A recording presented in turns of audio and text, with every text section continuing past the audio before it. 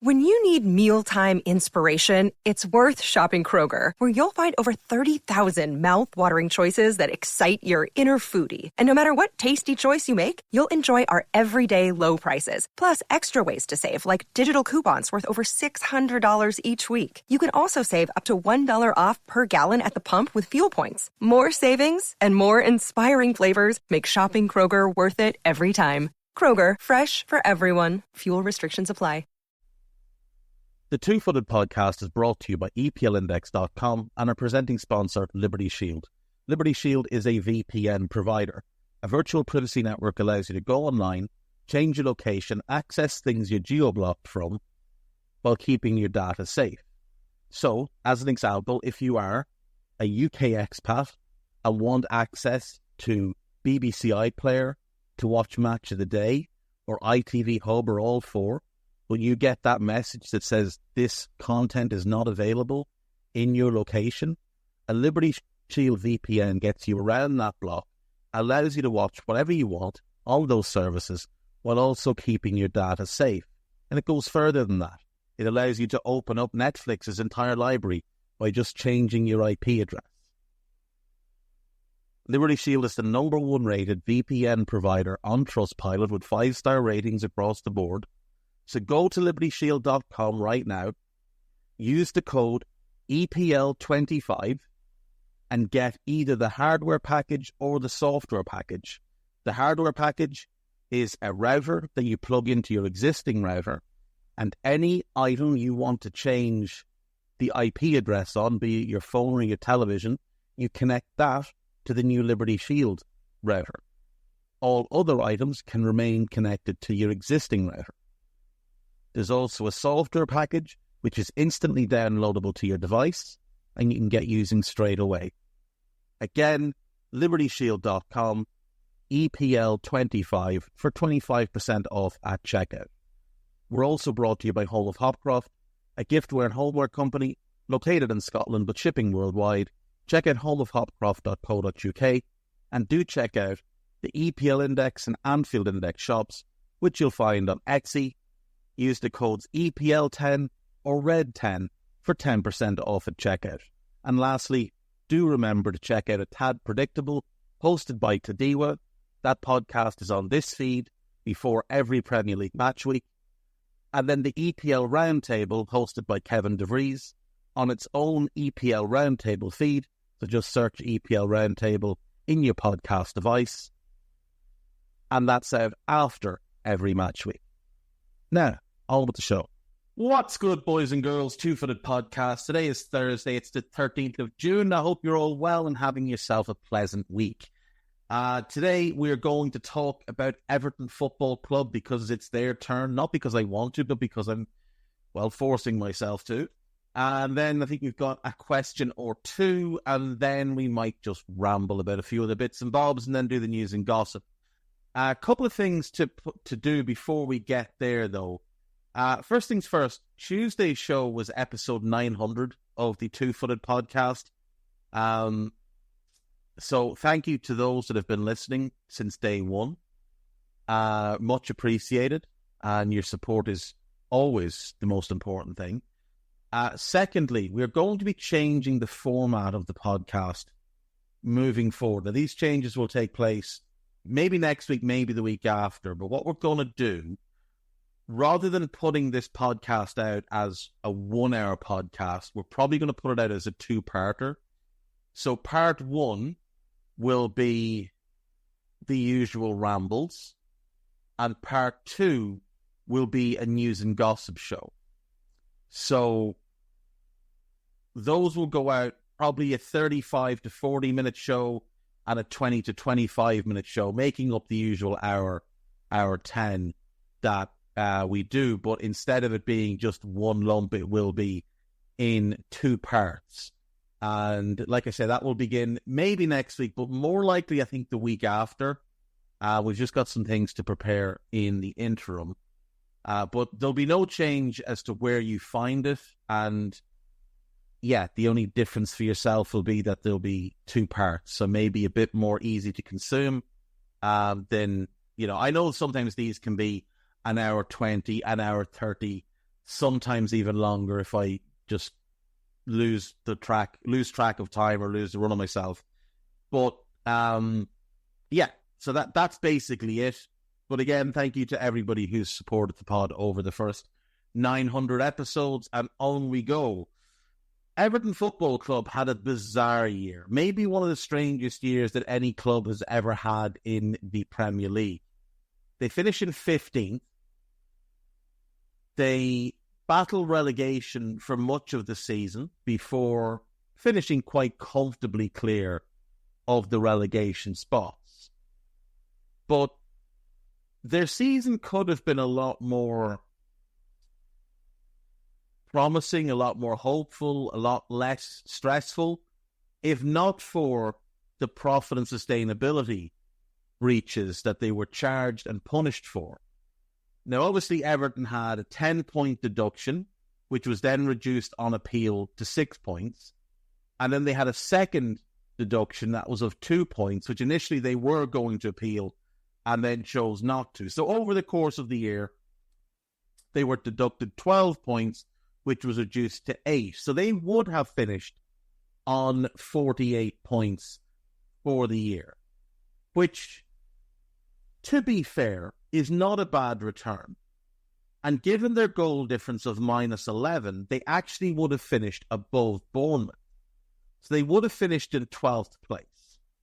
Now, Everton built their season on their defensive record.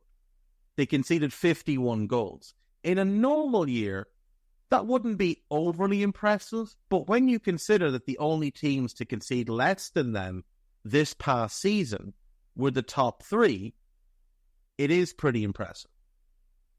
Liverpool conceded 41, City conceded 34, and Arsenal conceded 29. So Everton had the 4th best defence in the Premier League. The issue for them was they couldn't score goals. They scored 40 in the league. This is very similar to Wolves under Bruno Lage a few years ago, where they had one of the best defences in the league and one of the worst attacks in the league. And in this past season, Everton had the 2nd worst attack in the Premier League. They scored 40 goals. That's 1 less than Burnley, 9 less than Forest, and at least 12 less than anybody else who scored more than them. The only team who scored less is the historically terrible Sheffield United, who had the worst attack and the worst defence in the league. And I can't wait till we get to their episode.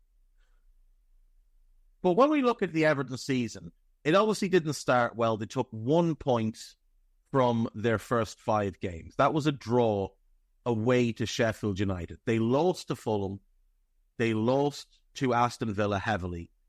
They lost to Wolves. And they lost to Arsenal. But that's fine. Losing to Arsenal is okay.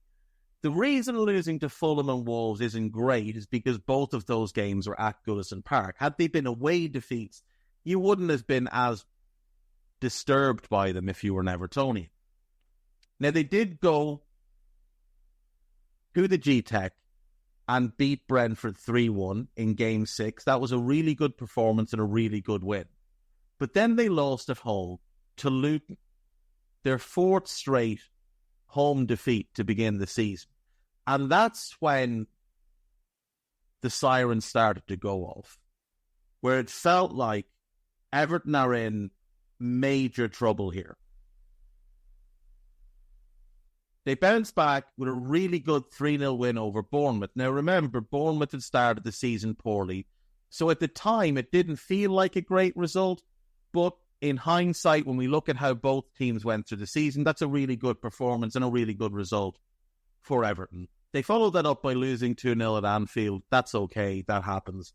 Everton traditionally do lose at Anfield. But then they went and they beat West Ham 1-0 in the London Stadium. And I think that was a really big performance and a really good result. They got a draw against Brighton next time out and then went to London again and beat Crystal Palace 3-2. So they began to turn things around. And having taken only 1 point from the first 5 games, we're now 12 games in and Everton have 14 points. So that is on course to stay up. Anything over a point a game, you're guaranteed to stay up in this division. But then came the hammer, the 10-point deduction. And they go from 14 points to 4 points. And then they get walloped 3-0 at home by Manchester United. But that all seems to galvanise them. And they run off 4 wins in a row. They beat Forest away. They beat Newcastle at home 3-0, which was a big shock. They beat Chelsea at home 2-0. And then they go and they beat Burnley. That's a really, really promising, strong run for Everton. What followed then wasn't so good. That Burnley game was the 16th of December. They didn't win in the league again until they played Burnley the second time on the 6th of April. In between that, they lost 3 in a row. Tottenham away, City home, Wolves away. They're fine. They drew 3 in a row. Villa home, Fulham away, Spurs home. Again, they're all fine. They're good results. That's 3 good points. They lost at the Etihad. Again, it's fine. They drew at home with Palace. You're okay with that. They drew at home with Brighton. You're okay with that. They lost at home to West Ham. You know, West Ham are top half team. That's not a bad result. It's disappointing, but it's not out of the ordinary. Neither is a defeat at Old Trafford, and neither is a defeat down at Bournemouth, who'd turned their season around. And then they drew up at Newcastle. So while it's a horrible run in terms of 0 wins from 13 games, there isn't really anything you're looking at there and thinking, I'm surprised by that outcome. Nobody is surprised that they lose away to Tottenham, home to City, or away to Wolves. They can be a little bit disappointed in the scoreline against Wolves, losing 3-0, but not in the outcome. Same thing with the draws. Home to Villa, away to Fulham, home to Tottenham. They're not bad results by any stretch. They're good results. That's 3 good points. But when it's now a 6-game run without a win, it gets a little concerning. Losing away to City, nobody has an issue here. Draw at home to Palace. The one thing that would disappoint you in that one is that Palace didn't have a manager for that game. So you were hoping to catch them a little bit out of sorts. And then drawing away to Brighton is a perfectly acceptable result. Even if you'd gone there last year and thumped them, Brighton are a good team, better than Everton. You know, losing at home to West Ham is disappointing. But if you told Everton fans at the start of the season, from your 2 games against West Ham, you're going to win 1 and lose 1, they'd have taken that. They probably would have expected the results to be the other way around, where they would win at home and lose away. But nonetheless, still pretty good. Losing to United, it's an Everton thing. Again, like I say, Bournemouth had turned things around. And going north to Newcastle and getting a point, and taking 4 points from a Newcastle team that finished in the Champions League positions the year before, that's a really good outcome. At this point, though, they did look like they were in bother. It did look like potentially they could go down, especially after the second deduction arrives on the day of that, the week after that Newcastle game. The 2 points. But they beat Burnley 1-0. Then they go and get spanked 6-0 at Chelsea, and you really do have big concerns for them. But from there, it's a Sean Dyche masterclass. A 2-0 win at home to Forest, a massive 2-0 win at home to Liverpool, a 1-0 win at home to Brentford. Goodison Park saving them. Having lost 4 in a row to begin the season, they win 4 in a row at home, actually 5 in a row at home, because they beat Burnley, then 3 in a row, Forest, Liverpool and Brentford, and then the win over Sheffield United in their final home game. They drew away to Luton, but it was irrelevant really. They'd enough done at that point. And it didn't matter that they lost on the final day to Arsenal, but they'd probably be a little bit disappointed that they were 1-0 up, gave up the equaliser so early, and then conceded a late goal to lose the game. But those 5 home wins in their last 8 games, Burnley, Forest, Liverpool, Brentford, and Sheffield United. That's what saved them. That kept them up. The only reason they would have been going down, though, is the points deduction. Because overall, across the course of the season, they did more than enough to stay up. They did more than enough to be comfortable. Yes, they had the bad start, and yes, that run in the middle of the season was really, really tough for Everton fans to take only 6 points from 13 games. But I do wonder if it was a case where they'd won 2, let's say they lost 5, won 1, lost 4, won 1, and then lost another, would it have felt as bad? I don't know that it would have.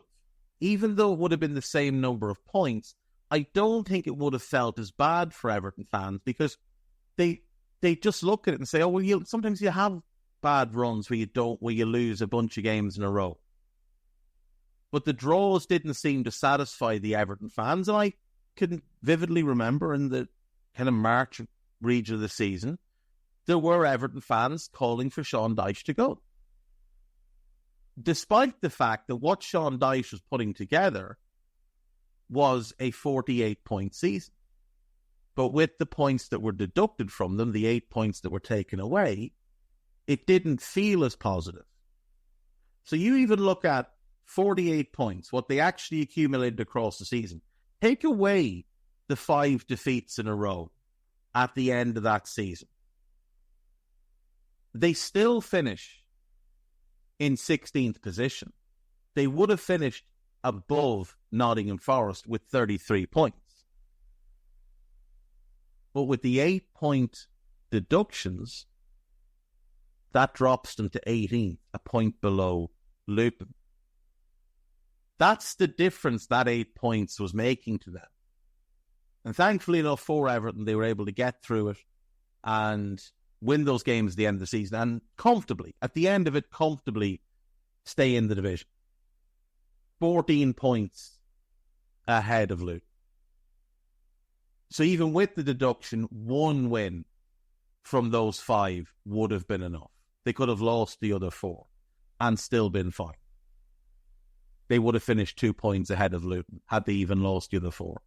So in the end, the deductions didn't hurt them. Yes, it was stress that a lot of people connected with the club could have done without. The fan base certainly could have done without. But the bottom line of it is that ultimately they were punished because they cheated. Everton cheated to stay in the division in multiple seasons, and they finally were punished for it. And while there is more blatant examples of teams cheating, one of them has 115 charges currently against them, and the other one is believed to be under investigation, or the beginnings of an investigation for rule breaking under the previous owner, who may or may not have been a Russian. Everton cheated to stay in the division, and other clubs lost their Premier League status because of what Everton did. And Everton fans will turn around and say, oh, it's because the rules make it uncompetitive, but that is garbage. Everton were not punished for being competitive. They were punished for being incompetent. Let's take a look at recent Everton seasons, shall we? You know what? Let's actually travel back a little bit. Let's go back. When did Moshiri buy the club? That's the place to start. He bought the club in February 2016. So the 16-17 season would be his first year as Everton owner. Okay, now that season, Everton finished 7th. That season, Everton signed Idrissa Gana Gueye for 7 million, Ashley Williams for 9 million, Yannick Bolasie for 22.5, Ademola Lookman for 7.5, Morgan Schneiderlin for 20, and Dominic Calvert-Lewin for 1.5. They also signed Martin Stecklenburg for £1 million. Now that deal didn't work out. Ashley Williams didn't work out. Yannick Bolasie didn't work out. Schneiderlin didn't work out. And Lookman didn't work out there because they didn't give him a chance. The Calvert-Lewin deal worked and the Idrissa Gana Gueye deal worked. So of all that money spent, and that's 60 million that they've spent, 10 million, actually, sorry, 8.5 million of it was well spent. All the rest of it was largely pissed up against the wall. Now, they'll say, oh, we made a profit on Lookman. Fair enough. Fair enough. Let's include him in the deals that worked because you made a profit. Now we're at 16 million. That was well spent from 60 million-ish. Actually, 65 million if we want to be more precise. So you've wasted about 50 million there. Now, they did sell John Stones, and later in the year they sold Darren Gibson and they sold Brian Oviedo. So the net spend wasn't big that year. But that would change. 17-18. Everton spend huge money. 24 million on Davy Klaassen, flop. 7 million on Henry Onyekura, flop. 25 million on Pickford. 25 million on Michael Keane, flop. 5.2 million on Sandro, flop. 1.5 million on Josh Bowler, flop. 40 million on Gylfi Sigurdsson. The less said, the better. 8 million on Nikola Vlasic, flop. 27.5 million on Cenk Tosun, flop. And 20 million on Theo Walcott, flop. Everton spent 160 million pounds. 160 million pounds. Now, they did sell Lukaku and they did sell Ross Barkley, but they spent 160 million. And the only money from that you could say that's worked out for them is the 25 million on Jordan Pickford. So I'm looking at that as 135 million badly spent, with the 50 million badly spent the year before. That's 185 million across 2 years that's been really, really poorly spent. We go into the 18-19 season. They spend 35 million on Richarlison, 18 million on Luca Digne. Yerry Mina comes in for 27.5 million, and they spend considerable loan fees on Andre Gomes and Kurt Zouma. They sell Davy Klaassen for half of what they spent, and they sell Fides Mori for about 8 million. But Richarlison worked out. Digne was pretty good for them, and Yerry Mina, unfortunately, injuries really hampered him there. But that's not a disastrous summer by any stretch. That's a pretty good summer for Everton. The deal that didn't really work out was Bernard. He came in as a free agent on big wages and didn't work out. But that's not a bad year for Everton. But we're still 185 million of poorly spent money since Moshiri took over. We move into the 1920 season and things get shitty again. 22 million on Andre Gomes, flop. 10 million on Fabian Delph, poor. 25 million on Jean-Philippe Gbamin.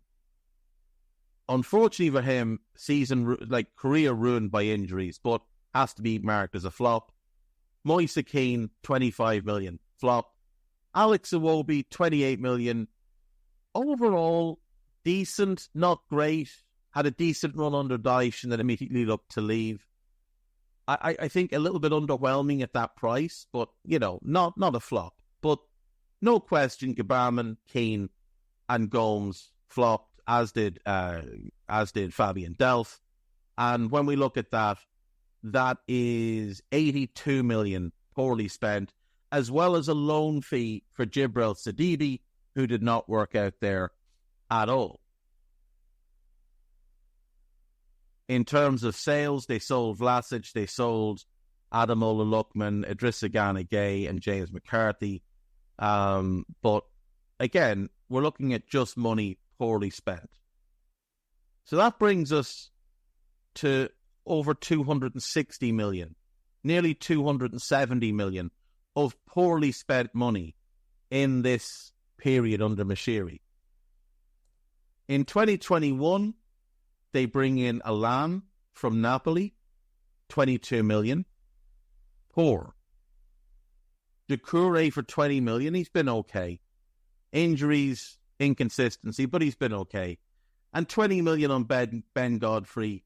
I don't think anyone could argue it's been a success, but I wouldn't say it's been a flop either. I just think injuries have really hampered him. But the 22 million on Alan was money poorly spent. His legs were going, and it's just what it is. So now we're over 300 million in money poorly spent since Mashiri took over.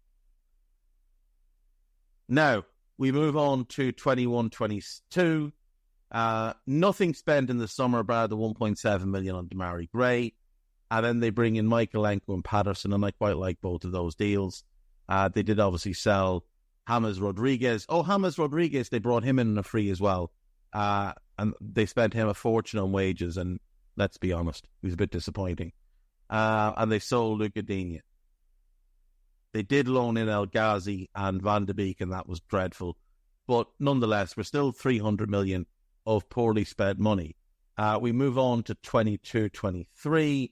They signed Dwight McNeil, good signing. Onana, good signing. Garner, good signing. They rebuy Idrissa Gana Gueye for 2 million, good signing. But Neil Maupay is a poor signing, and that's 12 million. So again, you know, we're over 310 million now in poorly spent money. But that summer, they did manage to sell Richarlison for 60 million. They also sold academy graduate Anthony Gordon for 45 million. Loans for Ruben Vinagre and Connor Cody were underwhelming, I think is the best way to say it. This year now, they signed Ashley Young on a free. He's been mediocre at best. Chermeti, young, too early to say. And they spent 22 million on Beto, who is 26 and scored 3 goals in 30 Premier League appearances. I don't think that's particularly good. So, all considered, we're well over the 340 mark, probably approaching 350 million in money that Everton have spent poorly since the beginning of the 16-17 season. Everton's problems are all of their own making. And when we look at their squad, goalkeepers, you've got Pickford, you've got João Virginia, Andy Lonigan, and Billy Crellin. Pickford's the only one they've spent money on. I'm not a fan, as everybody knows, but he has done well for Everton, so that's fair enough. Defensively, Nathan Patterson, I like him. Michael Keane, flop. Tarkowski, good signing as a free. Young, poor signing. Michaelenko, decent signing. Godfrey, poor signing. But injuries. We could add that to the tally of money not well spent, but we won't. Seamus Coleman is a legend there, obviously, and Jared Branthwaite is their big hope. That's a pretty strong group. But let's say 100 million of that 350 million had been better spent on defensive players, and you were adding 2 or 3 more top-class additions to that group. That would make a difference, wouldn't it? And then in midfield, you've got Onana, Doucouré, Dele Alli is there on a free, probably leaving this summer. Andre Gomes is leaving this summer. Idrissa Gana Gueye remains to be seen. James Garner's a good player. And Tyler Onyango, I think, looks promising enough. But again, what would it look like with 100 million worth of good players lobbed into that group? And then attack-wise, you've got McNeil, you've got Calvert-Lewin, Danjuma was not a good loan. Jack Harrison was a decent loan. Beto, Chermeti, and Lewis Dobbin. currently loaned out Mason Holgate and Neil Maupay. What would that attacking group look like with 150 million of well-spent money thrown in there, or 135 with a better goalkeeper as backup to Pickford? Like, Everton's squad is what it is because they spent so much money poorly. They spent a lot of money under this owner. A lot of money under this owner. That's 350 million of poorly spent money. And there were good buys along the way, quite a few of them. Everton have spent heavily. Now, Everton fans will say, oh, over the last 3 years, no one cares. Because in the years before that, when Mashiri arrived, and you were all celebrating the fact that Usmanov was the one funding things, and by the way, what is an illegal situation, you were blowing your trumpets about being the Merseyside billionaires, about the Merseyside power shift. And you just spent so much money really, really poorly. Really poorly. Like, there's no explanation for some of the windows that Everton had. None at all.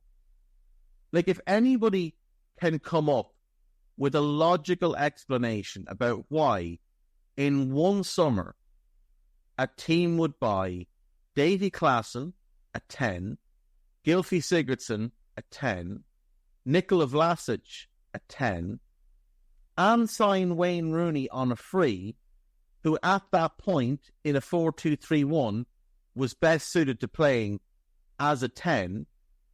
Like, if anybody can explain why a club would do that, I'd love to hear it.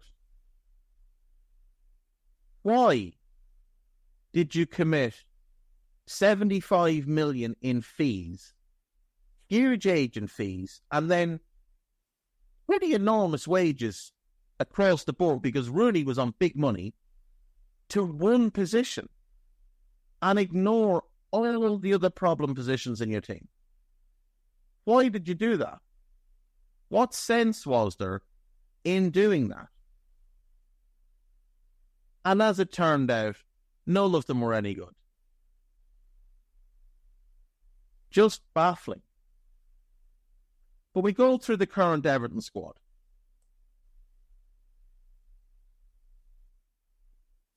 I do wonder, is Pickford too comfortable there now? Is that why he's not interested in a move away?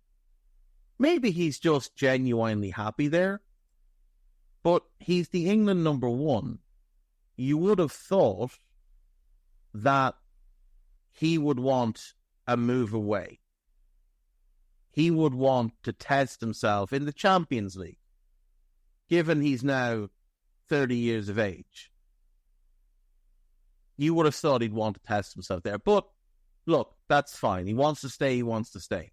Defensively, Patterson, Tarkowski, Branthwaite, and Michaelenko is a strong defence.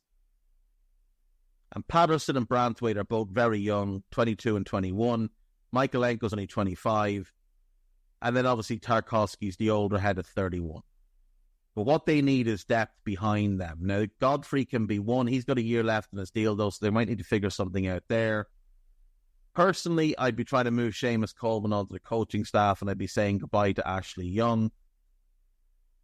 I think they need to bring in multiple reliable depth defenders while moving Michael Keane, Ashley Young, and Mason Holgate out the door. In midfield, I would be building around Onana.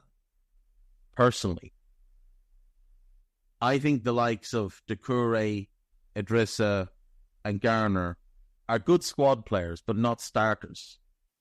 If you want to have a team fitting a club of Everton stature, and let's not forget, Everton are a huge club. They genuinely are a huge club, but they don't behave like one. I'd be looking to bring in two midfielders here. assuming you want to continue to play a 4-2-3-1 or a variation of it, I'd be looking to bring in two midfielders to play with Onana. One, a strong, sitting defensive midfielder, someone that shields your defence, breaks up play, but doesn't abandon position to go chasing the ball. Leave that to Onana. Then a playmaking 10 to play between the lines and bring others into the game. I really like Dwight McNeil, and for me, he'd be playing on the left. Calvert-Lewin's a good player, but the injuries do concern me a little bit. I think I would probably look to sell him with a year left on his contract and bring in a different number 9. That other number 9 would not be Armando Broja.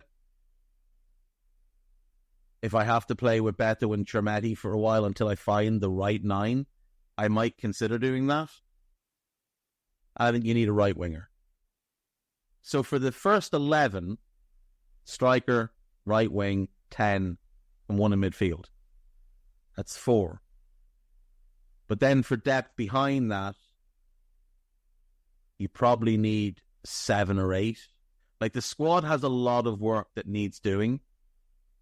And unfortunately for them, because of all the misspending over the years, and because a lot of the players that were brought in on big money, and Everton have been way overspending on wages when compared to their turnover, that does just put them in a tough spot financially. They could do with a decent cup run to lift the mood a little bit. Now, they got to the quarterfinals of the EFL Cup. They beat Doncaster, they beat Villa, they beat Burnley for the third time. Well, it was actually the second time, but it was, the third win against them. Actually, it was the first time, because then they played them in the league twice after that. But then they lost a penalty shootout at home to Fulham. In the FA Cup, they knocked out Crystal Palace after a replay and then lost at home to Luton. So going out of both cups at home, always disappointing. The thing is, Crystal Palace is exactly the type of club that Everton should be looking at. A club that has ignored the opportunity to go and spend big money abroad and instead invested in the best young players that the Championship has to offer. Now, of course, Anderson and Doucouré came from overseas, but if we look at the Palace squad, which, if you heard Tuesday's show, I think it's really, really strong. Sam Johnston was playing in the Championship with West Brom. Their other goalkeeper, Dean Henderson, was obviously at Manchester United, had played for Forest on loan. But really and truly, he was best known for his loan spell with Sheffield United. That's when people really took notice of him. And that's what Palace invested in, is the guy they saw on loan at Sheffield United in the Championship. Defensively, Mark Guehi was signed from Chelsea, but he was signed on the basis of his 2 loans at Swansea in the Championship. Adam Wharton was signed from the Championship.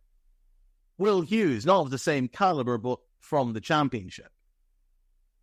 Michael Olise was signed from the Championship, as was Eberechi Eze. That's where I think Everton should start to cast their eye.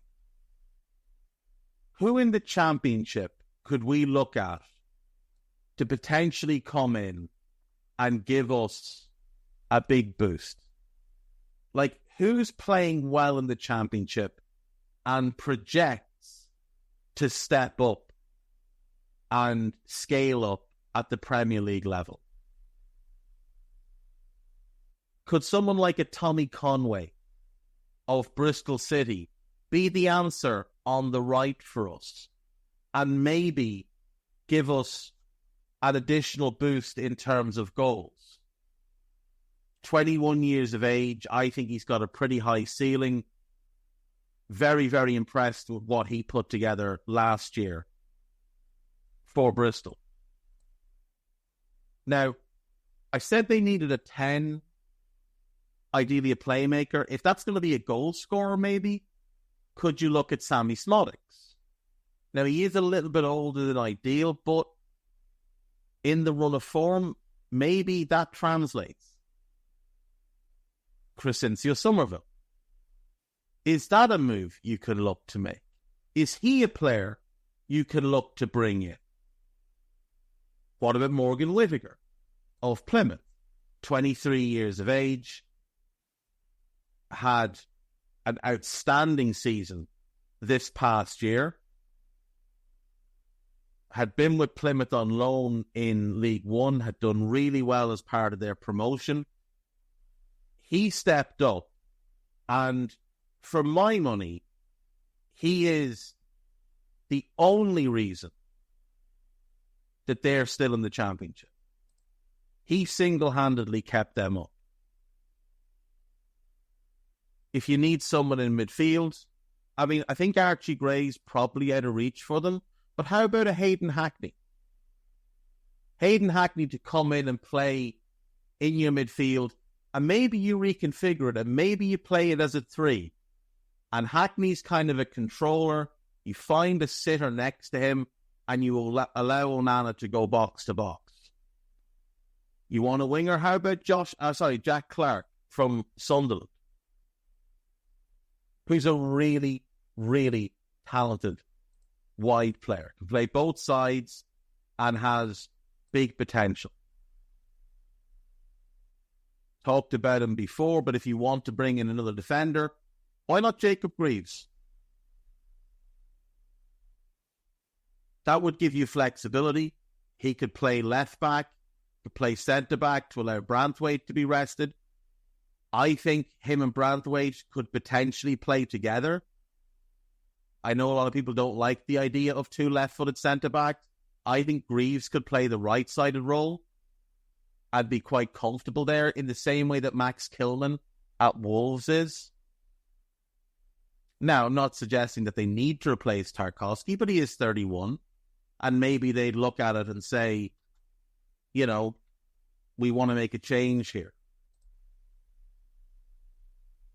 I've mentioned them before for a multitude of clubs, but could they potentially go even a division down below that and bring in Ronnie Edwards just as another option defensively?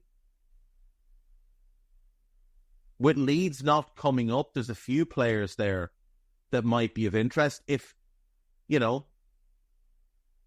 they wanted to move on from a couple of the current players, including Calvert-Lewin, maybe Jorginho Rutter is a player that's ready to step up. I'd have a few doubts there, but, what about Gabriel Sara from Norwich as a midfield option?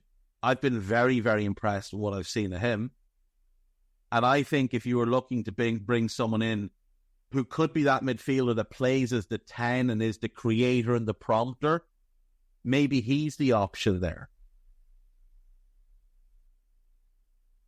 If you want that sitting, holding midfielder, now I know he played mostly as a centre-back last year, but Ethan Ampadu. Staying at Leeds, Wilfred Gnonto. There's an awful lot of really, really talented players in the Championship. Another wing option would be Jaden Philliget at Hull. Had a great season with them last year after being at Villa. There's a lot of good players in the Championship. For whatever you're looking for, I think you can find it in the Championship. If you want a midfielder with a super high ceiling, Ishmael Akone. He is big time. An attacking midfielder who could be a creator and a goal scorer, who could potentially play off the right and be that goal-scoring threat you're looking for there. Yasser Asprilla. You need a right-back. It's a really good right-back sat at Coventry in Milan Van Uwijk. If you wanted to bring another one in as competition for Patterson. I mentioned Hayden Hackney earlier. I think he's an outstanding player. Genuinely an outstanding player, and someone that it's worth their while taking a look at. If Van Nieuwijk isn't the type of right back you want, how about Trey Hume? Northern Irish player at Sunderland, 22 years of age. Like, there's loads and loads and loads of really good, really talented, potentially very high-end players just sitting in the Championship that I think Everton could rebuild their team using. Jason Knight's another one at Bristol. He was brought to Bristol to replace Scott when he went to Bournemouth. Alex Scott. You know? Like, there's no reason. I always see people just dismiss the idea of a Premier League team shopping heavily in the Championship. But there's no reason to think that doing that is going to turn you into a Championship team if you're buying them and they're young enough and good enough. Like I said, look at Crystal Palace. That's what Everton need to do, in my view. Stop trying to be something you're not. Stop trying to hit home runs with every single swing. Sometimes you go 3 for 4 with, a single and 2 doubles, and that's great, and that's brilliant, and that moves you far further forward than to go 1 for 4 with the home run. Anyway, I'll be back after the break. Right, welcome back. Actually, just the one question this week. So we're going to be done fairly quick. We're going to do this, go to break, come back, do news and gossip, and be done. This is from AMK2889. 5 new to newer stadiums that are overrated. I remember enjoying West Ham games back in the day because of the tight, close-quartered atmosphere that Upton Park offered. Ever since they moved to the London Stadium, to me, it just hasn't felt the same, and I would entirely agree. I think the London Stadium is a little bit soulless. But I think a lot of the newer stadiums are a little bit soulless, especially those that are built in that sort of oval bowl shape. I've said it before about the Emirates. Like, Arsenal fans try and make out the Emirates as some sort of intimidating place, but it really isn't. And to be fair, it hasn't aged all that well. Like, I remember going to the Emirates in the first season it was open and being very impressed by the amenities and the facilities, and, the transport links were good and all of that. But, and the view is good. Like, that's the one thing I would say about the Emirates is no matter where you're sitting, you've got a good view. The atmosphere is not good. Now, Highbury wasn't known for having a great atmosphere anyway. So it is in part due to Arsenal fans themselves, but also Highbury had open corners which would allow a lot of the atmosphere to trickle out. Whereas you look at a stadium like Anfield, which is 4-sided, but the corners are filled in. I think if Arsenal had done that at Highbury, the atmosphere would have been better. The London Stadium is definitely right up there, though. Like, part of it is because it's an athletic stadium, and a lot of people are sitting very far away. Like, I know the stadium was reconfigured and all that, but it was designed primarily to be an athletic stadium. And that just, for me, doesn't translate well. Now, aesthetically speaking, it's a nice stadium to look at, and certainly the atmosphere has improved a bit from what it was the first couple of years West Ham were there. But like the question says, like, for me, I loved Upton Park. And Upton Park was a great place to go and watch a game. Like, it was moody, it was tense. You could sense that certain groups of people were only a few seconds away from absolutely kicking off. But I really enjoyed it the few times I was there, and I didn't enjoy the London Stadium. So I'll put it there for sure. Where else will we look? So new to newish. So let's just say the last 20 years. So I'll put the Emirates there as well. And I think I'd put the Etihad there as well. And again, this is in part because the atmosphere is not great. And look, we all know what goes on with the attendance there and whatever else. But it's just that same design of stadium that I just don't feel works all that well. It's not as prevalent at the Etihad as at the Emirates. But yeah, I'd provisionally include both of them. London Stadium's definitely on. We'll provisionally include both the Emirates and the Etihad. I'm going to include Wembley, but this is in large part me being uber nostalgic because the old Wembley was incredible.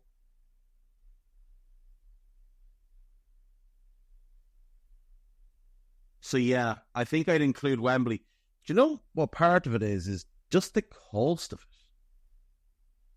Like, it just cost silly money to build. And I don't feel like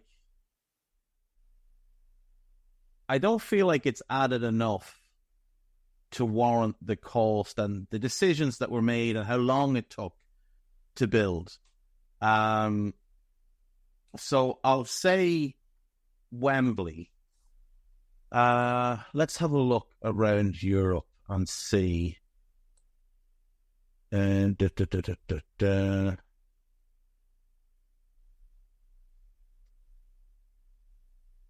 haven't been to Lille Stadium, but I've only heard good things about it.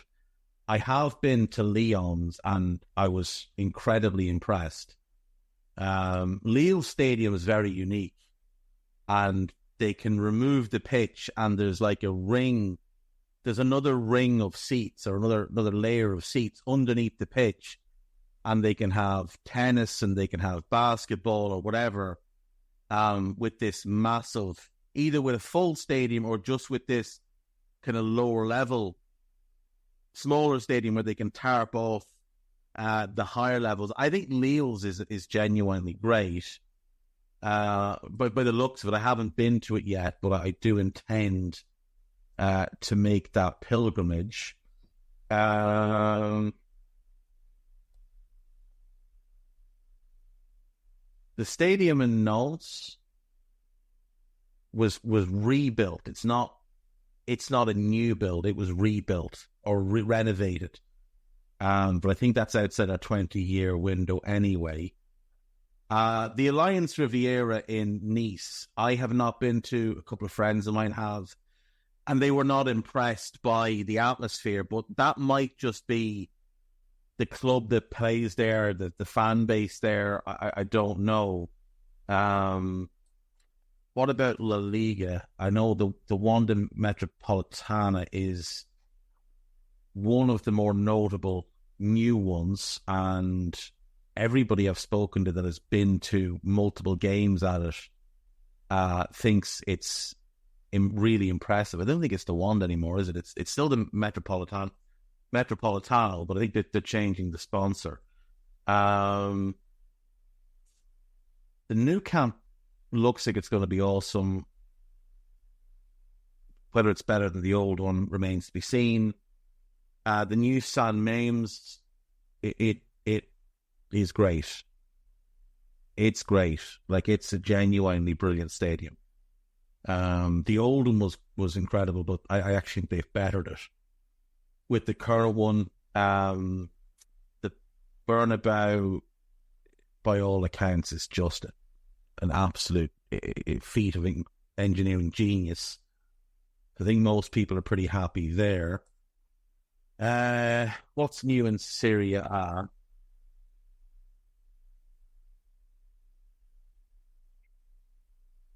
Obviously, Juve built a smaller stadium than their old one.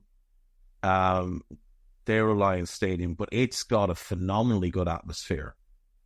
Whereas the Dele Alpi was horrible atmosphere-wise. Really nice stadium from an architectural point of view, but genuinely terrible from an atmosphere point of view. Atalanta are rebuilding their stadium, but it's still the old stadium. And so many of the others in Italy are old stadiums. Like, there's very few clubs that can afford to build a new stadium, really, or even renovate the old ones. There's a lot of them are a little bit crumbly and in need of serious money put into them. Trying to think of the Bundesliga. I think Freiburg is the only club I can think of that have built recently.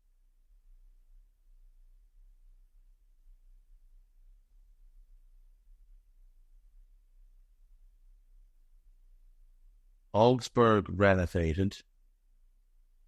Union Stadium is fairly old. Bochum Stadium has been around a long time. Werder Stadium is, it's 80 years of age, and I know it's been renovated a bunch of times, but its stadium is stadium. Deutsche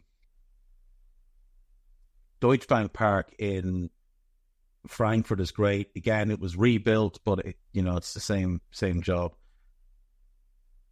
Freiburg is. I've only watched games there on TV. I haven't been to it, but the atmosphere is pretty good. And again, it was built as a four-sided stadium, not as a bowl. So I do think that really does help. Do you know where I'll include? And again, it might just be... I didn't enjoy it, is Hoffenheim. The Pre-Zero Arena, as it's known now. I didn't enjoy the atmosphere there. Reminded me quite a bit of MK Dons Stadium, in that it felt like it wasn't finished. Now, MK Dons was built in a manner where it could be expanded by another, I think, 20,000 if they ever reached the Premier League, or if people actually ever decided to go. But it's fairly mediocre too. But I'll include the Pre-Zero Arena in Hoffenheim for this.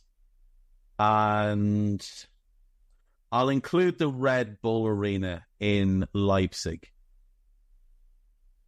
No, it's 2004. It's not the last 20 years, so we can't include that.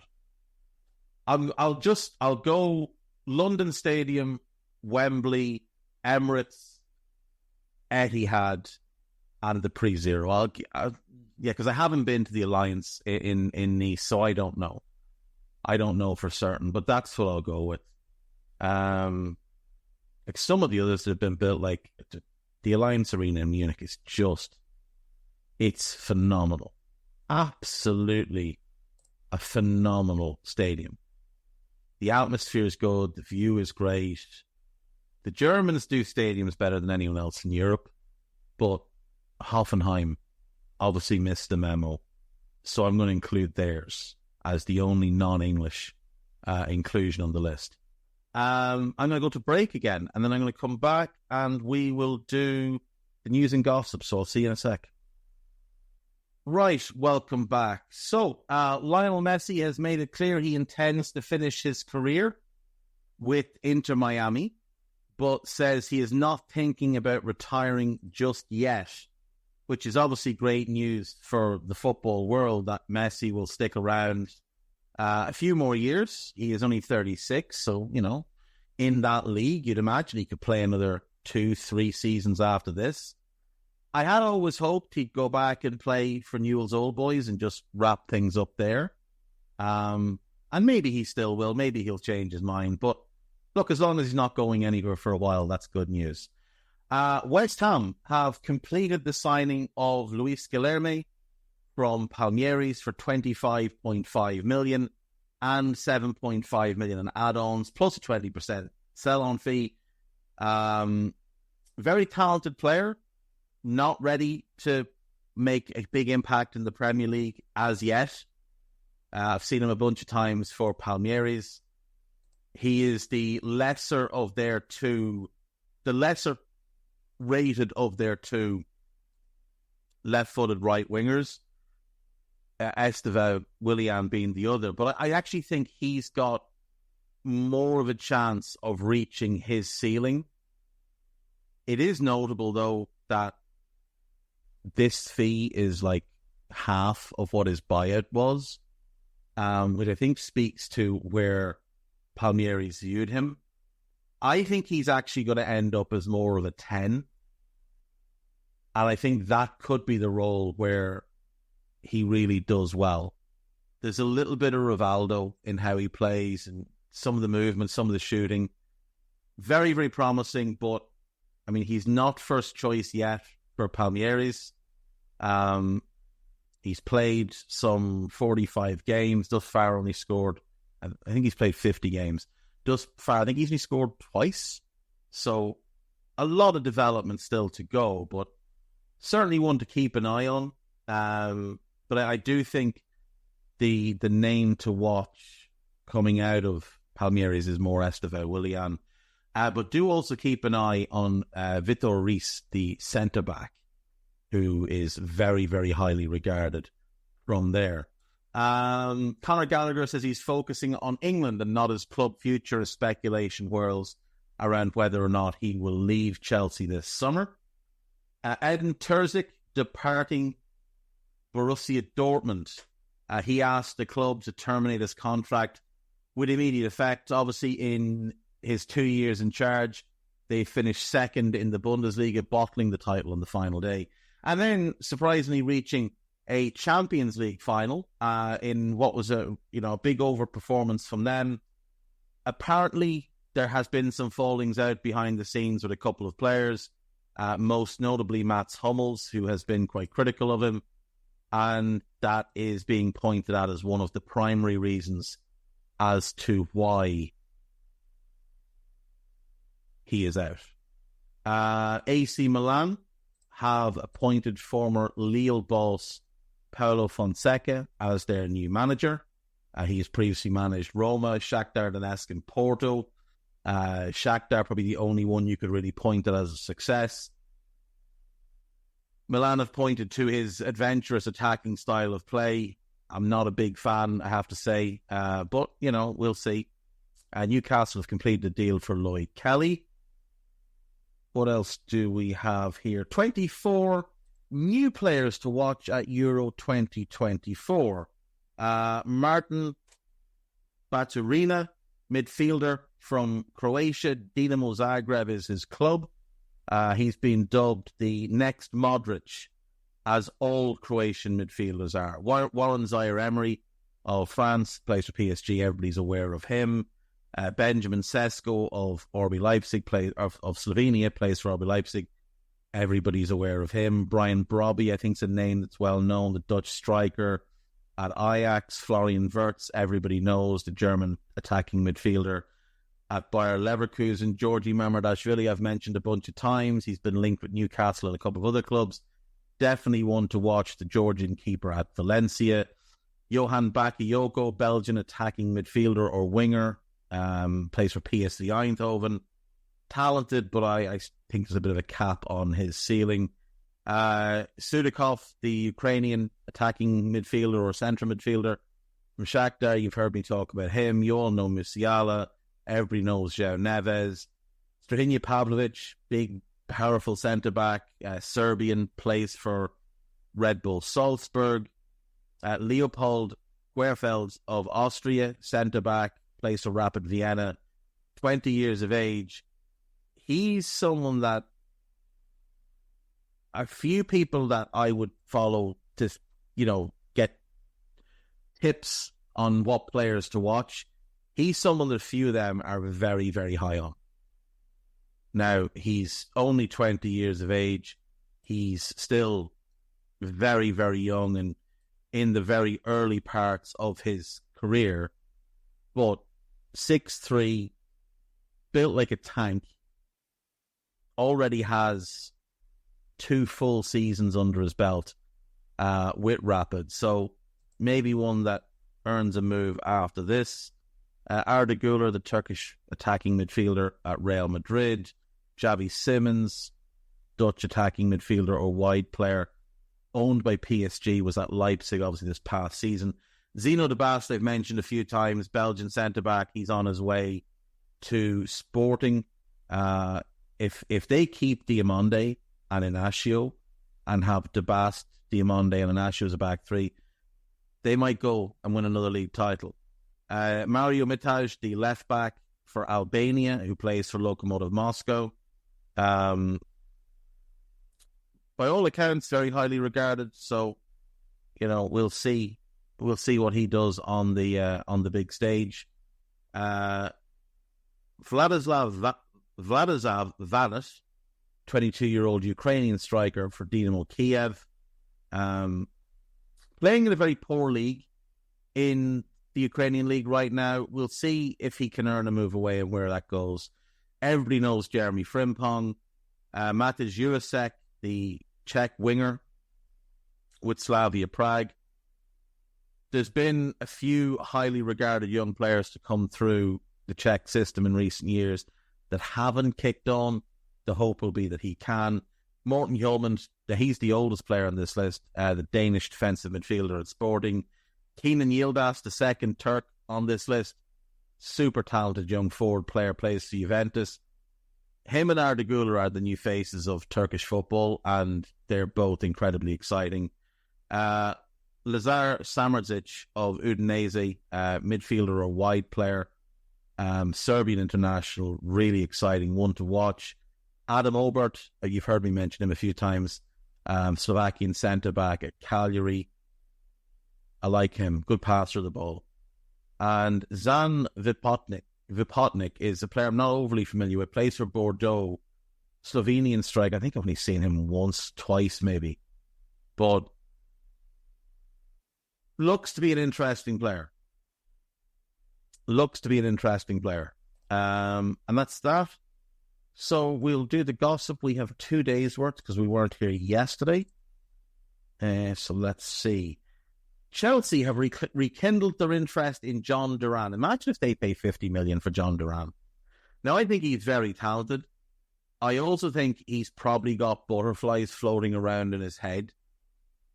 By all accounts, there's just no coaching that he will take and just can't take instruction on board or refuses to, which is why Villa are open to selling. Juventus are in advanced talks to sign Douglas Luiz. Levi Colwill remains a target for Bayern Munich despite their interest in Jonathan Tah. Bayern have started negotiations for Tah. They've also signed Ito from Stuttgart, who's a terrible set of lads. Colwill is settled at Chelsea, and the club do not want to sell him. It's from the standard, so you don't know if it's true or not. Manchester United are preparing to rival Arsenal for Joshua Zirkzee. It looks very much like he's going to go to Milan. West Ham are ahead of Aston Villa and Tottenham in the race to sign Tammy Abraham. That'd be a really good signing for West Ham. Arsenal face a challenge to keep Denmark forward Chido Obi Martin, who is wanted by Bayern. There's some journalists saying that deal to Bayern is very close to being done.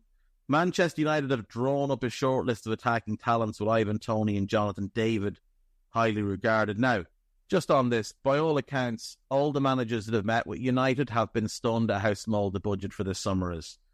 New Bayern Munich manager Vincent Kompany wants to sign Joe Gomez. I have doubts. West Ham have offered Ben Johnson an improved 5-year contract. Fulham are leading the way to sign Silas from Stuttgart, who's really talented if he can stay fit. He's valued at 15 million. West Ham have made Kurt Zuma available for transfer. I think that's a smart move by West Ham.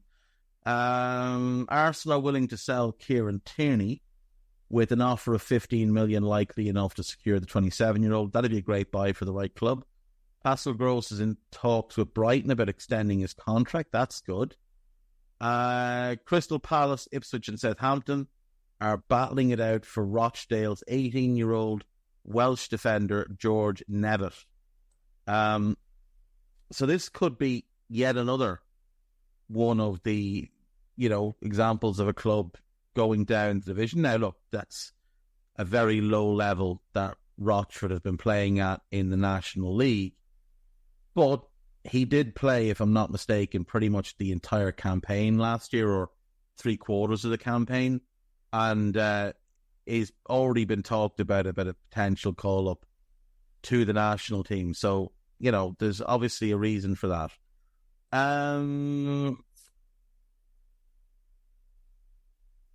Liverpool and England defender Joe Gomez is a target for Bayern Munich again. Chelsea are thinking about offering a new deal to Conor Gallagher. Who's this by? Jacob Steinberg, who's been shown to be a complete liar, by the way.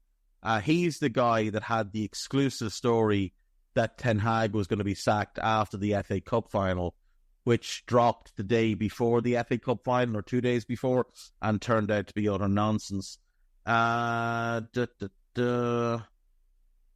AC Milan have held talks with Aston Villa over a move for Matty Cash. Villa's 30 million asking price for Cash is likely to be a stumbling block in negotiations, I'd imagine. So 30 million for a 15 million player. Paulo Fonseca, Douglas Costa, apparently his agent's also in touch with Barcelona. Alisson has rejected the chance to join Al Nassr. Eric Ten Hag has 3 demands he wants met before signing a new contract. United are offering him a 2-year extension, having spent weeks trying to decide if he was good enough to keep or not. Bizarre. Absolutely bizarre. Graham Potter and Carlos Corberan are the leading candidates to take charge of Leicester City. Chelsea are considering making a move for Dominic Solanke, who you'll remember was in their academy once upon a time. Liverpool are expected to make an offer for João Neves. No, they're not. West Ham are interested in Max Kilman, but he could cost in the region of 45 million, which is an awful lot for an uncapped 27-year-old centre-back. The Hammers are also interested in Matthias Sula, who's an outrageous talent. Juventus have opened talks with Marseille. No, they haven't. Aston Villa have opened talks with Marseille over the possibility of signing Matteo Guendouzi. I doubt it. I do doubt that one. But speaking of Marseille, it looks like Roberto De Zerbi might land there. Fulham have set their sights on Teden Mengi and plan to sign at least 2 centre-back. I think I suggested that, didn't I? I suggested them for somebody anyway. And finally, Jed Spence is in advanced talks to join Genoa on another loan, but this time with a potential obligation to buy. And that's it, folks. That's all I have for today. I will see you all tomorrow. Take care of yourselves and goodbye. Sports Social Podcast Network. The delicious ice-cold taste of Dr. Pepper has a lasting effect on people. Lindsay from Sacramento said, Pro tip, 40 degrees is the perfect temperature for an ice-cold Dr. Pepper. Why is 40 degrees the perfect temperature for Dr. Pepper? We brought in Sue from Duluth, Minnesota to tell us. Oh, yeah, I know a thing or two about cold. Oh, that right there is the perfect kind of ice cold for Dr. Pepper. I'd share that with my friend Nancy. She likes Dr. Pepper, too, you know. My coldest... All right, that'll be all, Sue. Having a perfect temperature for your Dr. Pepper? It's a Pepper thing. Inspired by real fan posts.